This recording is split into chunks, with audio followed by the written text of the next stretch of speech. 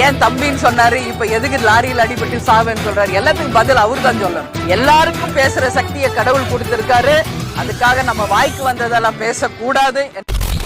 என் லட்சியத்திற்கு, எங்கள் லட்சியத்திற்கு எதிராக எங்களை பெற்றவர்களே வந்தாலும் எதிரிதான். எனக்கு உங்க ப்ராப்ளம் என்னன்னு தெரிஞ்சிருச்சு. நீங்க இத்தனை வருஷம் முக்கி புடுங்கினதை எல்லாம் யாரோ ஒருத்தன் திடீர்னு வந்து புடுங்கிட்டா I understand. Welcome to great Grigalan magic show. நம்ம சேனலுக்கு புதுசா வந்தவங்க சப்ஸ்கிரைப் பண்ணி வச்சுக்கோங்க. ஐநாக்கள் வாழுமிடம் காடு. இந்த வீடியோக்கு ஒரு லைக் போடு. இந்த பதிவு நகைச்சுவைக்காக மட்டுமே, யார் மனதையும் புண்படுத்தும் நோக்கம் அல்ல.